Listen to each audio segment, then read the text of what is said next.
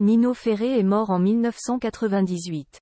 Il a choisi de mettre fin à ses jours dans une région qu'il aimait énormément. Il y avait acheté une maison exceptionnelle, dotée d'une tour médiévale. La suite après la publicité, on dirait le Sud, le temps dure longtemps et la vie sûrement. Tous les écoliers français ont appris ce tube de Nino Ferré. Il y a 25 ans, le chanteur s'est suicidé dans un champ près de Montcuq dans le Lot.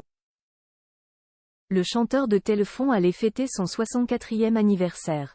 Aujourd'hui, ses fils souhaitent que ses œuvres, notamment jazz et soul, ne soient pas oubliées. Ils prennent la parole dans les pages du Figaro, mardi 7 novembre. Il a été profondément atteint par la disparition de Mounette, sa mère. Notre père s'est donné la mort le 13 août à 48 heures de son anniversaire et au lendemain de celui de notre mère. Il a pris soin de nous envoyer faire des courses, nous a laissé une lettre à chacun, a mis son Panama, pris un cigare et est parti faire son coup en douce, raconte son fils aîné Pierre Ferrari. Le vrai nom de Nino Ferré est Agostino Ferrari. Le chanteur du Sud a mis fin à ses jours dans le Lot où il avait acheté à la taillade une maison forte sur une colline, entourée de 25 hectares de causes quercinois.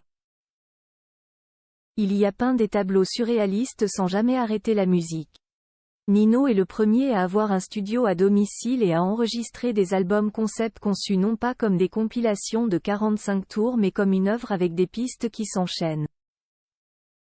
Mais il était trop en avance, raconte Grégoire Pinault, qui lui a consacré un travail de recherche. Chaque année, 20 000 admirateurs visitent la pièce de souvenir dans la tour médiévale et vont voir son tableau au conseil municipal, précise Virginie Seguin de l'Office du tourisme dans le Lot. Outre sa maison dans le Sud, Nino Ferré s'était acheté une belle propriété dans l'Ouest parisien que réclamaient ses deux Jaguars, sa Bentley, avait déclaré Philippe Bouvard en 1966 au Figaro. Aujourd'hui, la taillade est partagée entre ses fils. Pierre, architecte d'intérieur, y a fait pousser des vignes. Arthur, lui, est éditeur du chanteur François Remigi et du groupe de rock Princess Thailand. Dans cet endroit magique, Jai créé un studio où travaillent des artistes comme Arthur H, explique-t-il. S'ils entretiennent la maison, les fils veulent aussi à présent démontrer sur Nino Ferré est le pionnier de la French Touch et du R&B français. Sa femme Kinou a, jusqu'à sa mort aussi, tout fait pour faire vivre l'œuvre de Nino Ferré en imposant une intégrale rééditée des vinyles par exemple.